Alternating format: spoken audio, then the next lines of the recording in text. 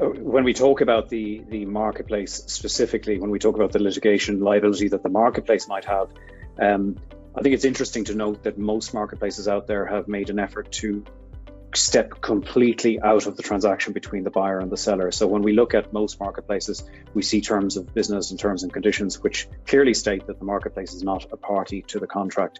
So I think what has already begun to happen is that marketplaces are facilitating transactions to happen, but making it very clear that they're not taking on any legal liability. So for example, a marketplace would have typical terms and conditions that would say things like, we are not a party to the contract. The seller has the obligation and the responsibility to make sure that they know who the buyer would need to make sure that they know who the seller is, that the seller has the correct ownership of the NFT being sold, that the authenticity of the NFT has been looked into by the buyer. So in most cases, I think the marketplaces are set up to make sure that they don't take on certainly litigation liability vis-a-vis buyer and seller and the transaction itself. So I think that's whether or not that's waterproof is another question, but certainly that's the way the marketplaces are setting themselves up right now.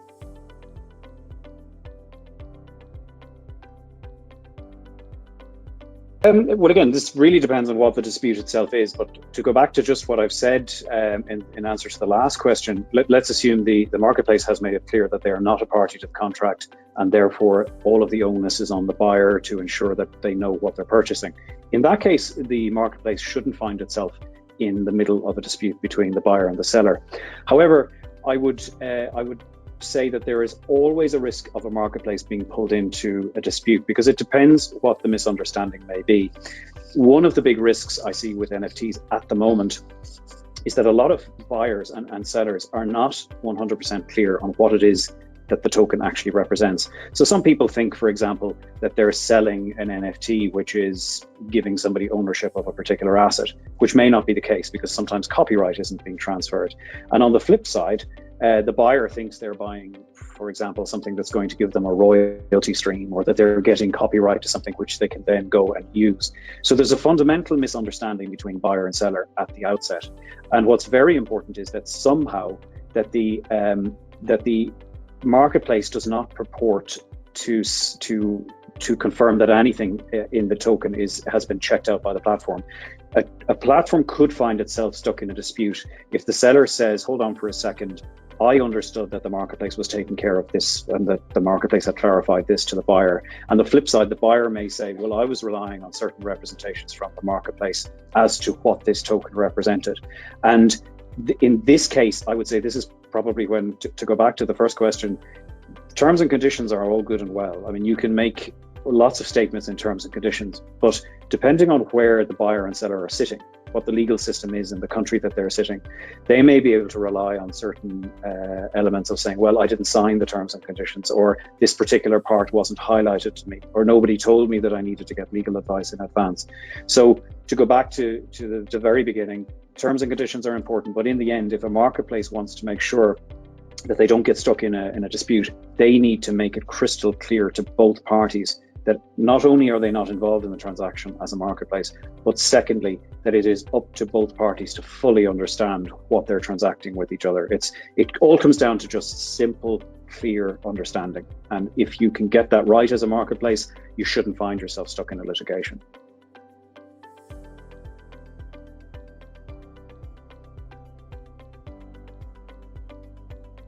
This possibly the most complicated area that we would have to have a conversation on would be tax generally. VAT is an extremely complicated tax. It's something which is never black or white. There's always a lot of grey with this. As to whether it applies, I mean, at a high level, VAT applies to goods and services. So it is most likely that VAT will apply to NFTs, the sale and purchase of NFTs. The thing to point out is there are a number of factors which will have to be taken into account here. Number one, if the marketplace is clearly stating that it is hands-off, it is just a medium for two parties to buy and sell with each other, the marketplace shouldn't have to become involved in the VAT. It should be a matter between buyer and seller. then the next question is, where are the buyer and seller located? Because the jurisdiction of where they're sitting will determine whether VAT applies and to what extent it applies. Those questions are important. I mean, for the marketplace, it's important that you don't inadvertently find yourself becoming a VAT subject marketplace, because then you're going to have to register for tax purposes. And I would go beyond VAT and say, like, this is something which applies to countries where VAT is imposed. But we should also not rule out the fact that as a marketplace, even though you may not be subject to VAT, you may have some obligations for reporting. So, for example, you may be required to disclose transactions to a tax authority, even if you don't have to pay the tax. In some countries, there may be a requirement that you are withholding it. Again, that it's not you that has to pay it, but you're withholding it from the purchaser or from the seller to make sure that the tax process is engaged. So, the sort of steps I would recommend is, like, number one, are you as a marketplace subject to VAT yourself? If so, that's based on the jurisdiction you're incorporated in. So everyone who sets up a marketplace has to think about what country they sit in.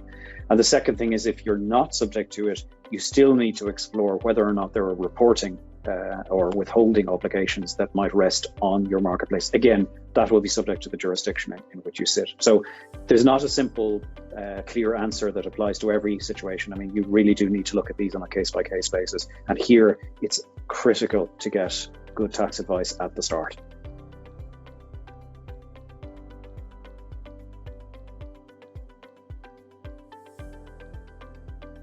What I would say, and I stress this point, NFTs are not of themselves a new asset class. So, like, where we were talking about, we talk about security token offerings, that was where the regulators were forced to come up with rules which looked at tokens as being potentially securities. Here, the same rules will apply to NFTs. I mean, NFTs are simply a way in which you can transfer ownership of assets that already exist. So behind every NFT is something traditional, like a piece of art or a wine collection or a real estate. I mean, all of those things are assets that have already been pulled into the regulatory regime.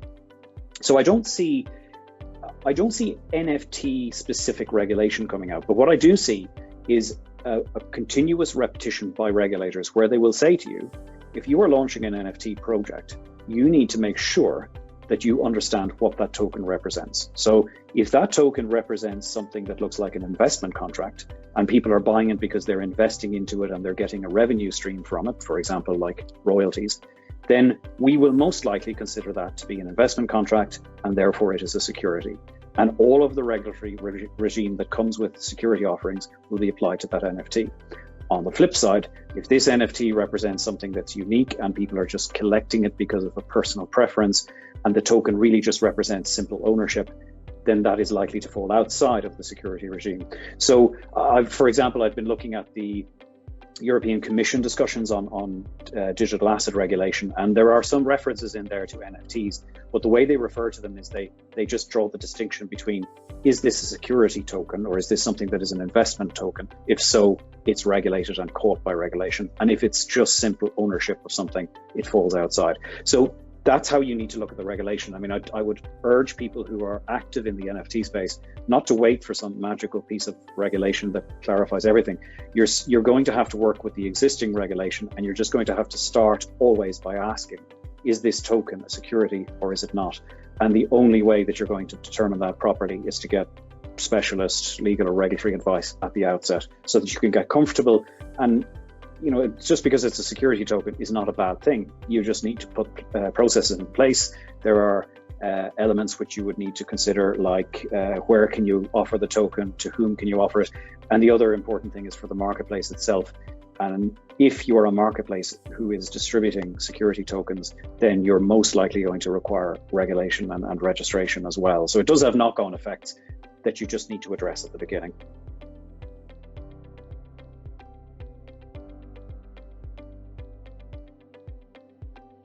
This is a huge area, and one that has not been properly tested at all yet.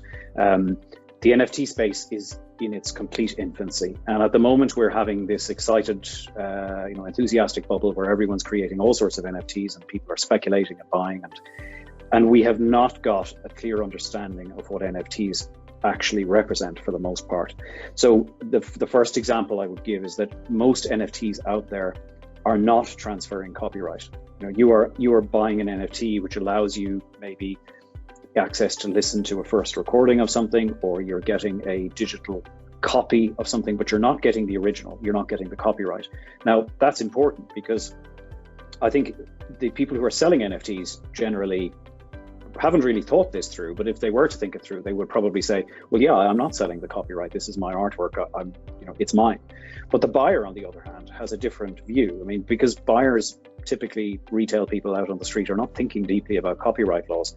But if I'm buying an NFT linked to a song, for example, part of the attraction to me would be if I can get the royalty stream off that. But in order to have the royalties coming off that, there needs to be some clear understanding of whether or not the copyright has been transferred, and do I have the rights to do things with the NFT? Because if I own the song, can I sell it to a movie producer to have it included on a movie? Probably not. But these are things which need to be clearly set out, and people need to understand the limitations of the NFT.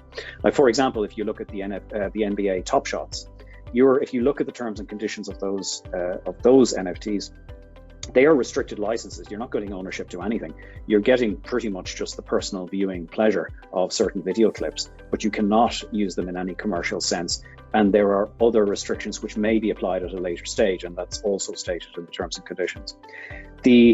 Another point to consider about copyright is that while the NFT itself might not have a copyright issue, the underlying asset to which it refers might have a copyright issue. For example, recently, Beeple, who had the famous $68 million digital art that was sold, he had also released an NFT, which was a reference, a commentary on somebody who had a TikTok video where they were on a skateboard, they were listening to Fleetwood Mac, and they were drinking a can of or bottle of Ocean Spray cranberry juice. Both Ocean Spray and Fleetwood Mac objected to the fact that their music and the image was being used in the original video. So this put Beeple in a difficult position where he had made an NFT that had the reference to the Ocean Spray logo, and it had reference to the music. So immediately the NFT was infringing copyright somewhere else. So if you bought that NFT, does that mean that you then need to scrub out the logo of Ocean Spray? Does it mean that you need to remove the music of Fleetwood Mac? These are things which the NFT minter didn't do deliberately, but it's just that the NFT infringed upon other copyright. So that's another thing that needs to be considered. That this runs a further layer deeper. And then other things which have come up in the last couple of months, like sleep minting. Do you know that the NFT that you're buying is actually authentic?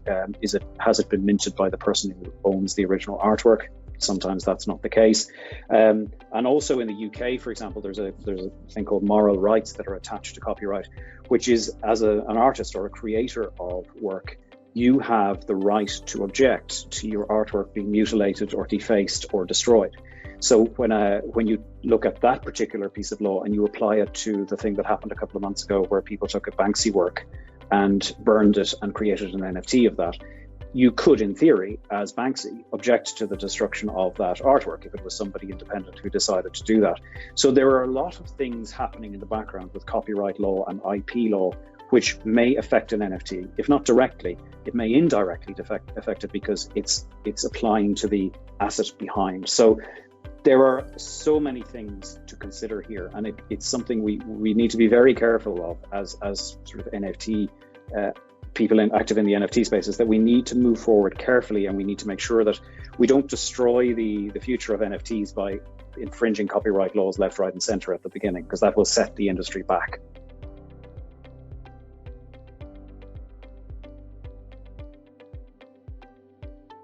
Well, the question, I suppose, is broadly, are smart contracts valid under legal regimes? I mean, I would say that, to take a step back from this for a second, a smart contract is just simply a piece of code that carries out instructions that you have put into it.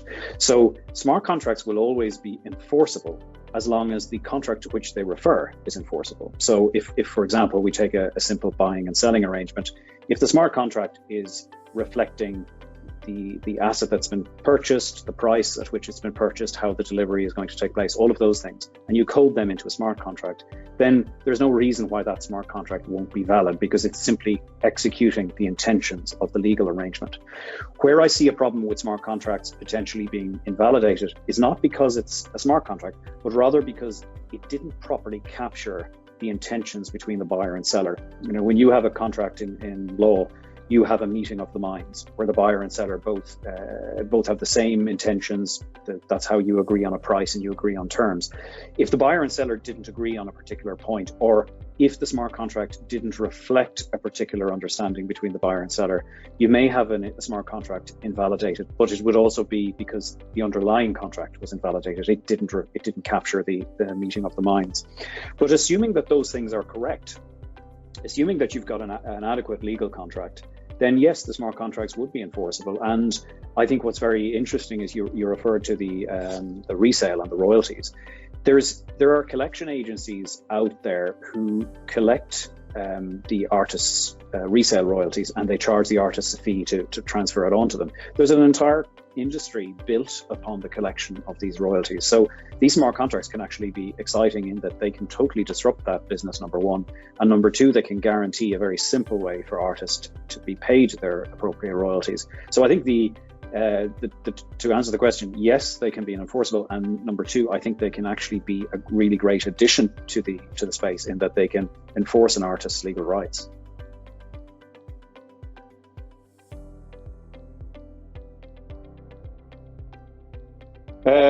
Well, I mean, first and foremost, whatever jurisdiction you're located in, I mean, you're going to be incorporating as a business or a legal entity, so you will have your corporate tax that you will have to pay on the profits that you make as a marketplace. That goes without saying. Outside of that, like I mentioned earlier on, I think you need to be clear on understanding where your buyers and sellers are located and whether there are obligations which you need to impose. So, for example, with the US tax system can be there can be quite a long arm to that. If US residents or US citizens are purchasing and selling on the platform, then the US tax authorities would expect that there is reporting, or there's withholding, or there's at least some sort of documented approach to how the buying and selling takes place. So you probably need to have a matrix of the various different countries and what obligations you may have in terms of reporting and record keeping. And I think that's really the thing is, I don't think you need to worry about applying taxes from other countries, but you need to make sure that if you're dealing with people who are resident in those countries, that you're fulfilling certain obligations like record keeping and reporting, so that that you don't fall foul of it. It's unlikely that you would ever, if you're located in Europe, it's unlikely that you would ever have a direct problem with US taxation, but you may have a problem where US tax authorities decide that you are enabling US residents or US citizens to evade paying taxes, and therefore they forbid US citizens from dealing with you. I mean, then commercially you shoot yourself in the foot. So you need to just make sure that you have ticked those boxes, that you understand what your obligations may be. So that's separate to your own tax obligations. As a marketplace based in a particular jurisdiction, you pay your taxes there. And as for the rest of the taxes, you need to think about where your users are sitting and what reporting obligations you may have. It's a pretty big exercise because you need to understand where the majority of your people are sitting. But again, it's worth it because commercially you don't want to make a mistake and lose business.